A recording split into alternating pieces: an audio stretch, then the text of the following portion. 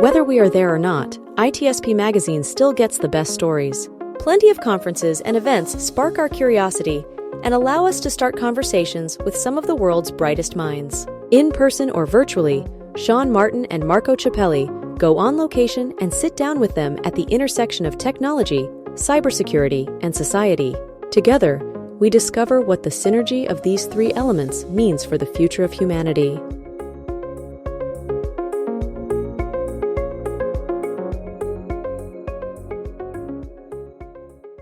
High Trust continues to champion programs that safeguard sensitive information and manage information risk for global organizations across industries and throughout the third-party supply chain, collaborating with public and private sector experts in privacy, information security, and risk management to identify emerging threats and help organizations ensure they take the most effective steps to avoid them.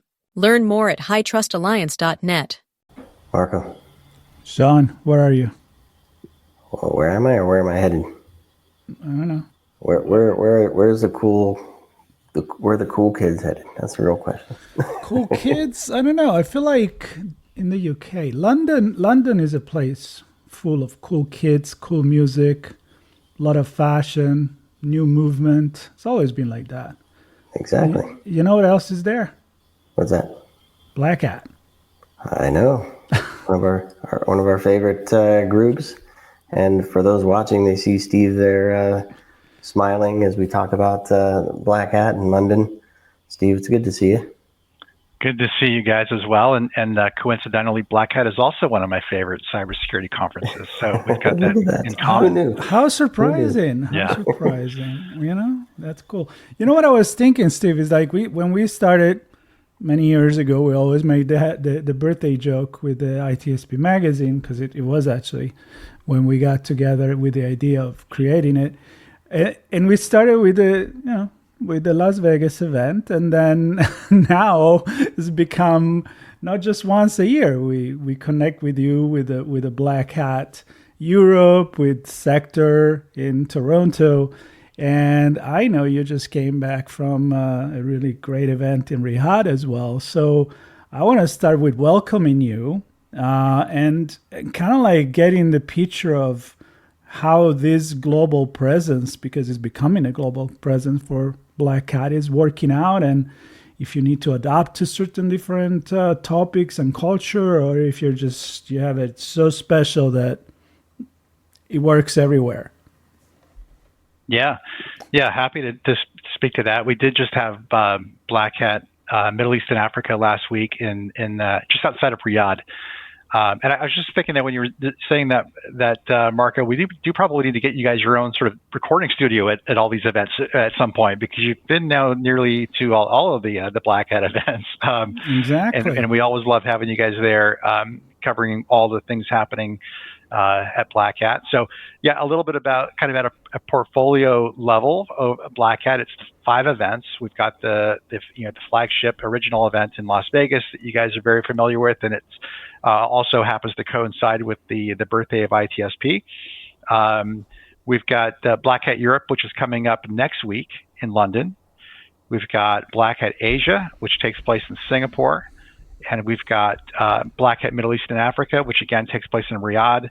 And then the event that you guys were at a few weeks back in Toronto, Sector, which was an event we acquired back in 2019. So it's the 5 events. In terms of how are they alike, how are they different? Generally speaking, we try to have some of the same common elements at a Black Hat event that people are familiar with. So a lot of the content programs are consistent in terms of what they are and their format. So a Black Hat briefing is a Black Hat briefing around the world. Black Hat trainings, Arsenal programs, we've got all of the Black Hat events as well. So there's a lot of commonalities. I think what you need to do when you've got a portfolio of events around the globe is make sure that you're in tune with the local cybersecurity community and market in terms of needs in that part of the world. So we do spend a lot of time from a content standpoint, making sure that the content is relevant to the local market. So over the years, we've increasingly made our boards. We've got editorial boards that review all the content coming in through the call for papers from the community. Those folks are largely from the region, so that we make sure that we're staying in tune there with what the pressing topics are, what needs to be covered. So there's a lot that are things about the events that are similar, and yet they each sort of have their own flavor as well, as we see the year progress and go from one event to the next. And I think and then Sean, I'm going to let you go, but I was actually looking at the review board, and I see familiar faces. Zanero is from Italy, and a few others that I know from Europe, and I think that's key, right? Like, get the pulse of the region with people from the region. I mean, I wouldn't say it wouldn't work if it was just one general one, but definitely I'm a big fan of the local that work as a community for the global vision of cybersecurity. So I love that. I think these communities also take a lot of pride in their edition of Black Hat, right? So I think you want it to be more locally driven, and I was just in Riyadh last week for Black Hat Middle East and Africa, and that is a fantastic, vibrant hacker community out there. And as Saudi Arabia is really opening up to the world, it's great to see all the hackers there. We did a huge capture the flag. There is a tremendous amount of focus in that part of the world on cybersecurity for good reasons, right? There's a lot of industry to protect there. And public and private sector interest as well. So it's good to see the event take on a more localized flavor, being driven by a lot of local people as well. And we see that at all of the Black Hat events. When you go up to sector, it's very distinctly a Canadian flavored cybersecurity conference. It's their conference, and it's largely addressing things that are applicable certainly to Canada. There's a lot of more localized Canadian content, but then there's also the global content coming from the research community, and we try to sort of mix it up with a little bit of global, a little bit of more regionalized content. Yeah, and as we do more with you, Steve, and the team in different parts of the world, what I'm really recognizing is the no boundaries, leading edge research. So there's technology used all around the world, maybe some more heavily in some regions than others, but there's technology that drives our businesses, runs our governments, supports society and the cultures that they want to maintain and grow. And then there's the actual culture part of it, which defines how business runs. Business in Singapore is different than business in Australia, Toronto, and so on, and largely driven by policy, which is different in these regions, and also just the way people think and the way they adopt these different technologies, and the conversations change. So the broad research and the leading edge, super important, but then the local conversations revolving around what's important to them and their business and their regulatory landscape and the culture that they live within. It's super important to hear those conversations as well. And that's why I love being part of what you're doing in each of these different regions, because it sheds light on what's really important to the CISOs and their teams and their risk manager and privacy manager counterparts and all the other departments that make business run and government run and society safe, right? Absolutely. I think where we see that most is in the keynote programs and probably also our CISO summits and our executive summits that we run, because you'll tend to see more regional, Fortune 100, Fortune 500 CISOs, at the coming from their part of the world. So therefore, the content needs to be a little bit more geared towards what are the pressing issues in that, for companies in that part of the world. And on the keynote stage, we always try to balance and have a little bit of more of the cybersecurity community visionary, as well as, the Black Hat events are fantastic events as platforms for our overall community and the cybersecurity industry itself. So we always want to have a little bit of policy in the mix as well, and really make sure that we're plugged in and relevant to what's happening at a government level in policy across governments. We'll have Black Hat Europe next week, and that's a big area of focus for us as well. So it's always balancing all the various constituents that come to Black Hat and make sure that we've got the right content for all of them expanding content where we think there's more opportunity to go deeper into specific areas as well, which we've done more of as well this year. So it's exciting. And to your earlier point, I mean, the world is only becoming more digitized, and therefore there's only more things that need to be looked at in terms of security. So it's a platform like Black Hat where we're providing that opportunity for the researchers to come and present their research on how to make things more hardened, more secure to vulnerabilities is so important. So I think that's we only see that getting bigger and more of that coming. So it's ever important that we make sure platforms like Black Hat exist to provide the researchers with that megaphone to get out to the wider community what they're the work that they're doing, the important work that they're doing, and how it can help all of us as a learning. Yep. And that's happening December 9 to the 12th, 2024 at the Excel. Been there a few times. Great location. I usually go there in the summer, so I think it's a little chilly on the river there, but bring your winter coat. Exactly. Okay. Nevertheless, exciting. Have some tea. Cup of tea will keep you warm. A nice cup of tea. Nice cup of maybe a pint of lager. That's always a good thing after the conference, or maybe towards the tail end of the conference. I don't want to encourage day drinking necessarily, but right. But there's always cool a reception. places around there. There's always a reception. Yes. Exactly. So talking about that more specifically, I enjoy sharing your opinion and vision on what's going on in the 5 events that you guys have around the world. But let's dive in. It's that's the moment when I ask you to pick your favorite child and tell me what is sticking out there and get people excited. You can pick 3 this time. How's that? 3, okay. Wow, maybe a couple keynotes in the main stage. I don't know. I only have 34 sessions I wanted to go through with you guys.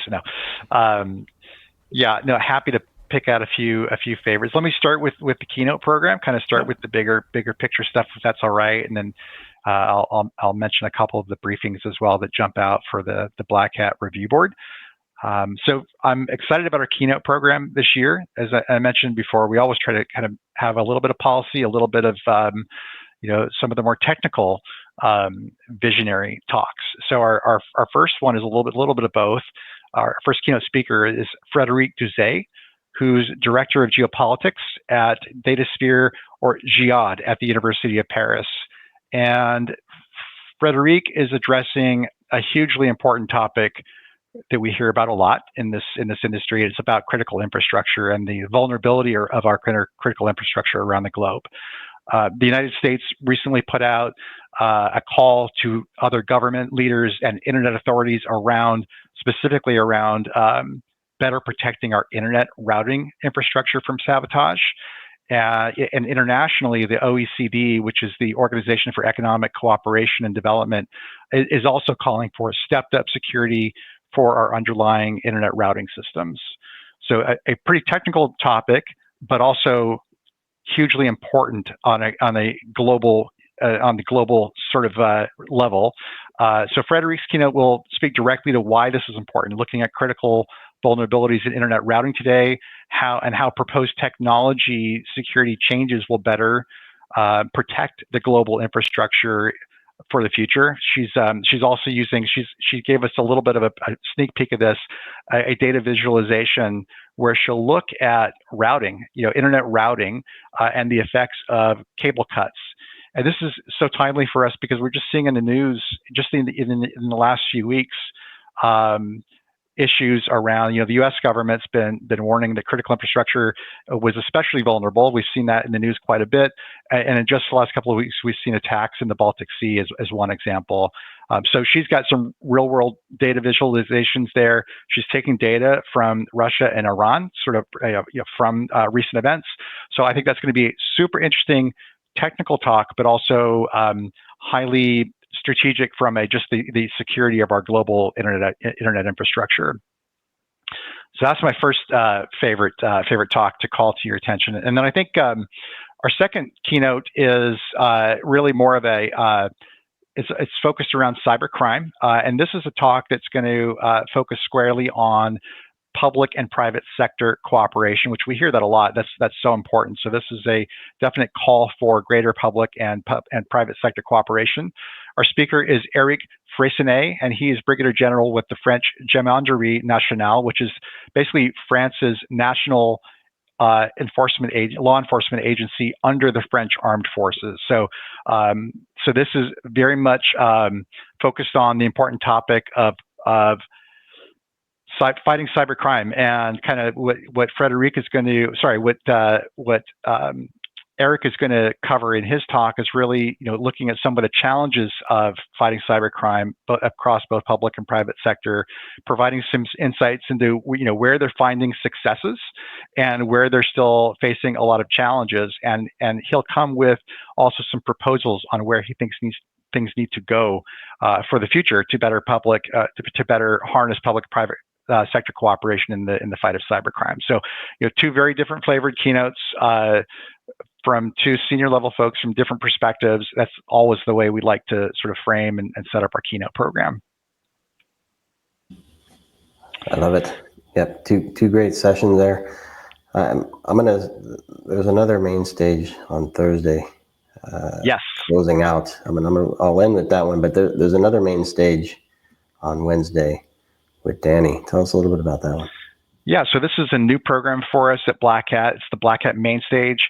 And the idea here is we want to hear from thought leaders from the cybersecurity industry on important topics, trends, insights, et cetera. So at Black Hat Europe this year, we're going to hear from Danny Jenkins. He's CTO and co-founder of ThreatLocker. And Danny, he's someone who comes from the cybersecurity community, starting out his career in IT, quickly becoming a sought-after ethical hacker, and he's been very much on the topic of supply chain security and sort of why that needs to be always top of mind. We've obviously had a lot of stories in the news over the last couple of years about why that is. So his talk is going to specifically address vulnerabilities and risk management around software and global supply chains. So that talk is happening on December 11th at 12:15. And again, that's on the Black Hat Main Stage, and that's a new program for us at all of the Black Hat events that we're hoping to do more of in 2025 as well. Yeah, he's a good speaker too. We've had him on the show actually, and then the other one is filled with a bunch of people we know on Thursday. You want to cover that one? That's a panel. The Black Hat Lock Notes. Mr. Moss, yeah. Yeah. So I think this is relatively unique to Black Hat, but we like to do a wrap-up session with some members of our Black Hat review board, the people that are selecting the content. And it's always interesting to get their take on, the thought process that went into selecting the content. They see it live. A lot of the review board come to the event and see they like to come and audit the conference and just see how their selections are resonating with the audience and how they see them as well. So it's a chance just to sort of regroup in a public forum on what transpired at the event, any key themes that emerged, any surprises in terms of what they were expecting. So it's just a great sort of a ending point to the conference, and to really make sure that we're focusing all of us, including our audience, on key takeaways and what do they learn from the event and carry that forward in their own with their own businesses. So chaired by Jeff Moss, founder of Black Hat. So that's always a nice wrap-up session to end out the week. Yeah, Jeff, I think he had a full auditorium in Las Vegas. I made a joke. That was like a concert. Yeah, I made a joke. It looked like a concert, and he commented on that because Sean actually took a really nice picture. It looked like Metallica were coming up, and it was crowded and packed, and I think he got an idea. So I don't know. Maybe in the future there'll be music. I don't know. I don't want to. When you're known as the Dark Tangent, you can exactly. You could expect that. It's fun watching the AV teams trying to, to outdo each other. They see the keynote production from one event to the next, and certainly the one in Las Vegas is a big production, and the one I just came from in Riyadh was also a big, lasers and smoke and all the works. So it's always fun.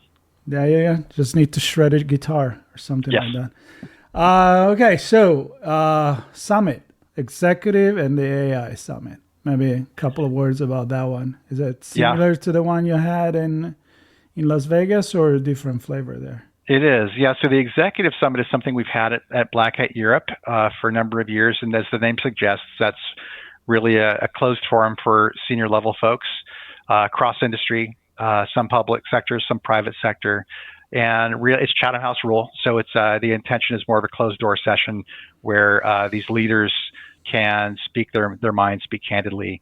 So that's a long-standing program at Black Hat. I think the new thing this year is the AI Summit, and that's a program that we've added to all of the Black Hat events this year, which has been great. So we launched the first one at Black Hat USA, and then we did a follow-on one at Sector, and then this one at Black Hat Europe, and then we are planning to have one at Black Hat Asia next year as well. So it's no surprise, AI is an important topic for us right now in cybersecurity. So it's there's a lot of interest, and this is a way for us to basically expand our conference into 3 days of programming. So it's always been a 2-day conference, and then we would have a miscellaneous summit like the executive summit hanging out on the pre-day. What you'll see at all of the Black Hat events is more targeted, focused conferences on particular industries or particular technology sectors like AI, like cloud computing, what have you. And essentially what'll happen over time is the event becoming a 3-day conference with a lot of options on that pre-day to complement the 2 days of briefings. So AI Summit is a 1-day program. Excited to debut that this year at the event. Registration for it's been strong, and there's a lot of interest, no doubt. We've, of course, also outside of the AI Summit, got a lot of Black Hat briefings that are focusing on AI, and I feel like that's a recurring theme when I'm talking to you guys as well. So we've got a number of briefings that are going to cover AI this year as well. What I like about the summit, and I spent some time in the AI Summit in Toronto at Sector, and kind of to my earlier point on leading edge research from the hacker community in the briefings, the summits are leading edge from a different set of cool kids doing leading edge research on strategy and programs and running a business, connecting all the stakeholders within the business and across public and private sector as well to ensure we're leading things in the right way, not just from a tech perspective, but from a full big picture perspective. So That's right. I'll say it again, the cool kids, they're all on the summit. You know what make it cool too? Just one word is, and I realize it in the last few events, it's not about talking about AI as hype. I feel like they kind of bring it down to, all right, yeah, it's cool, but we don't need to push it just because it's cool. Let's see what it really can do for cybersecurity. And I feel like it's a more tangible technology now than some, magic wand or something that you pull out of a hat. So I really like how the researcher, they bring it down to concrete use of it in our industry. Yeah, I think that's right. I think it's a little bit by design as well. I mean, I think it's always going to be that, the Black Hat briefings are more technical. So we'll tend to see, we've got a lot of coverage of AI in the Black Hat briefings, but it tends to be more around vulnerabilities in the systems, leveraging the inputs into AI, large language models to trick the AI and to doing something malicious. So you see a lot of that. There's a few of those sessions actually in the lineup at Black Hat Europe. But then to your point, Marco, I think the summit is geared towards being a bit more strategic and kind of a little bit bigger picture, but still very content focused. That's always going to be the case at a Black Hat event. Everything we do is going to be heavy content, but you've got different perspectives on that, from the hardcore technical community that likes to hit the briefings and the trainings to the audiences that attend our summits, which tend to be like more managerial up to executive levels, really trying to get their arms around what they need to know with AI coming into their company, because it's coming. It's already in their business. What do they need to be aware of, planning for, leveraging as well? There's a lot of cybersecurity that's leveraging AI for quicker, better responsiveness. So it's all of the above. Really a more strategic look at the same topic, and for complementary but different audience sets. Yeah. Yeah, and speaking of AI, there was a couple that caught my attention. There's one, LLM-botomy. That's one of mine as well, mainly because of the name. I thought that's just a great name for a session. That one caught my interest as well. Yep. So that one I think will be worth checking out. The other one is a double AI agent, which you probably flagged as well. Anything that makes is both connected to like humans and brains and things like that. So putting AI in the form of a human, the way we think, is always interesting. That last one that you mentioned, the double AI, that was one that caught the attention of our Black Hat review board as well. I always like to, as you guys know, stay tuned on what's getting a lot of discussion and interest from the review board, and that one stood out as well, kind of looking at a vulnerability in AI systems where they're able to effectively trick the AI and weaponize the Gen AI application to launch attacks inside the system, which I thought was really interesting. And then the other one, the LLM botomy, I thought was really cool. Actually that one's looking at more traditional sort of security of the AI, looking at Trojan backdoors. I think defending against Trojan backdoors, malicious using basically malicious modifications inserted during the training life cycle to trigger. That are triggered when the AI gets specific input. So that one's a little bit of a different view on things, but also super interesting. Now, I gotta say they got creative with the name, because I can see on Wednesday there is a Luca Bongiorni, definitely Italian, that says the title is Pizza Bite and Bruschetta Board, the hardware hacking toolkit. So I should have flagged that one just for the food. Exactly. I know, Sean, that would have got your attention, but I actually noticed that. So you're welcome. I appreciate the creative titles. Like, for a while we would see people trying to sort of game the system and use a lot of numbers or characters in their titles to get, they knew it was alphabetized and they wanted to be at the top of the stack. But now I see people putting the researchers putting some good thought into a good creative title to get people's attention and keep us all maybe with a little help. Who knows? Help from a double AI agent friend. You never know. That's right. That's probably true. Well, there's also AI War Game, which is not super creative, but that would definitely get my attention. And a lot of AI for sure. I mean, I would have definitely. I'm gonna miss not being there and have this conversation, but we'll definitely try to do some planning for next year. We'll have there were two more that caught my attention. All right, well, get me some bruschetta, and then I'll have to go visit my parents as well. There are two more that caught my attention. I just grabbed a couple that reminds us that while AI gets a lot of attention, we still have to be grounded in everything else. And to your point on the keynotes, in industrial control and critical infrastructure. One is called the bugs in your bootloaders, embedded device, secure boot fails, and how to fix them. Doesn't get any more important than at the time things turn on, right? Absolutely. And wherever they may be embedded in, especially in critical infrastructure. So that one caught my attention. And the other is, this stuff crosses a wire a lot in different protocols. So there's one called breaking Matter vulnerabilities in the Matter protocol, which I'm not familiar with what the Matter protocol is.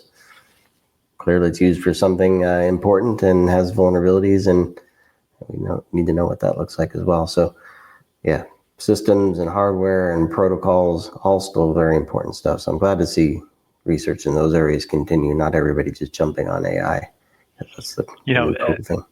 That's a good point, Sean. And there's one more that I'll add to the pile that was also one that was on the radar of our Black Hat board, and it's called SysBumps: Exploiting Speculative Execution and System Calls for Breaking KASLR in macOS for Apple Silicon. So as I understand it, this session is all about Apple making a switch from Intel and ARM chips to their own silicon. And so I think what this session is going to really focus on is an in-depth security analysis of the latest Apple silicon-based Mac OS system. So that's, I think, very interesting. And to your point, non-AI, and just focus on a lot of those security, fundamentals that Black Hat is really, known for. And certainly, Mac using new chips, and understanding the vulnerabilities there. I think that's going to be a popular session as well.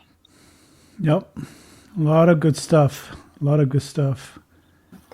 it's always a fun time. Of course, there's Hallway Con, right, where you get to hang out with all these people and have conversations specific to what's in your own head, possibly triggered by something the speaker said or a panel said, and makes you think differently, right? That's for Marco and I. That's what it's all about for us. If you make you think about what's going on, that's a good thing.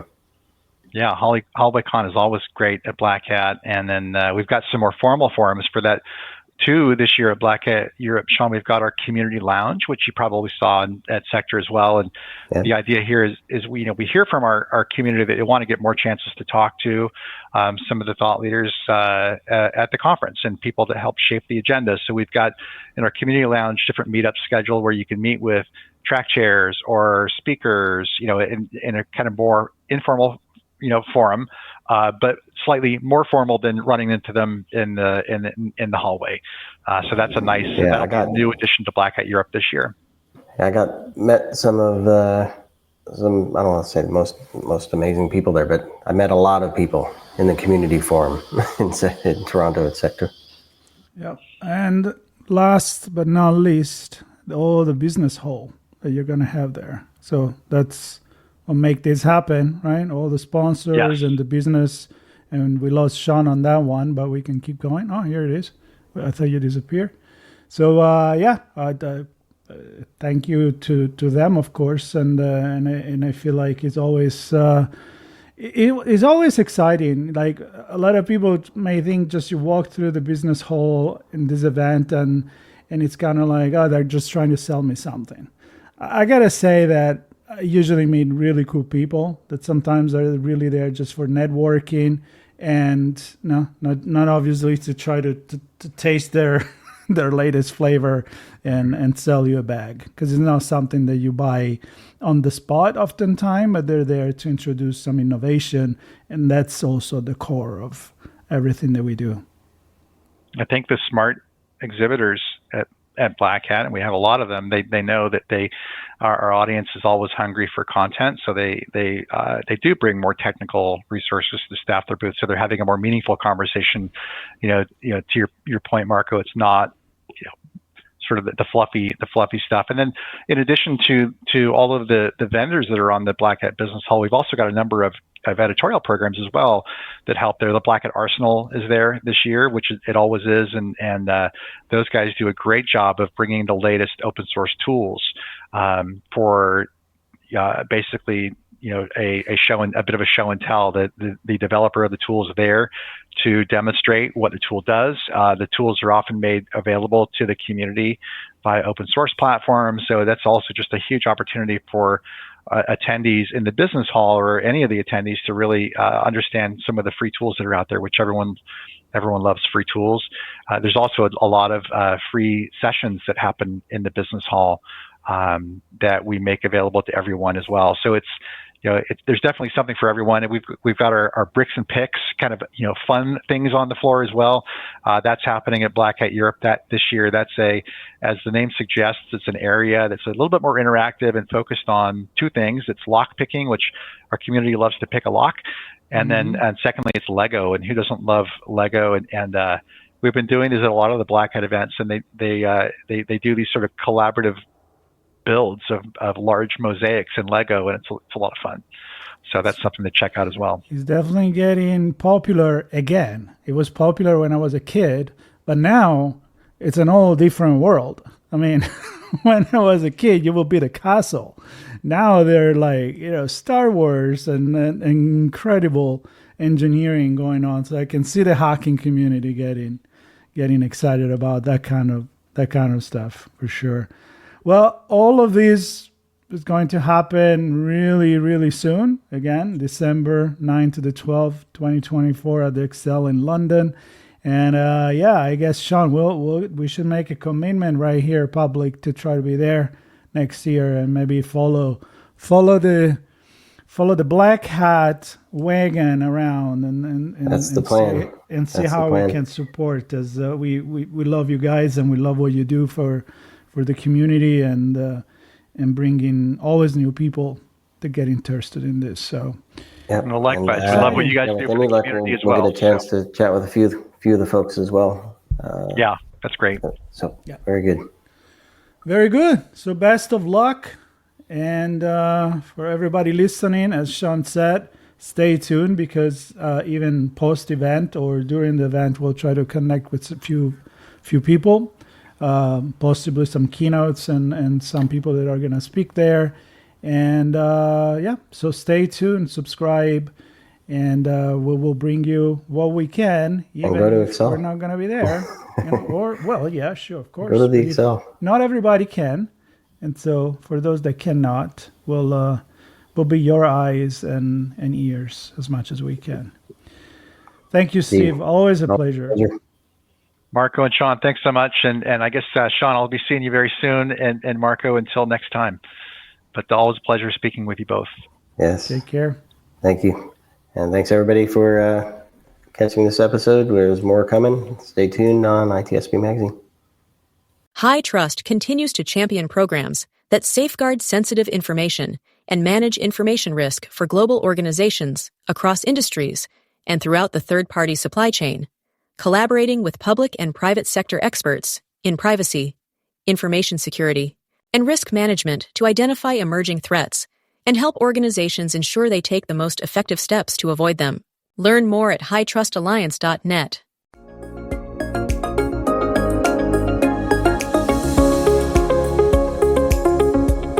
We hope you enjoyed this episode of Sean and Marco's on-location event coverage conversations.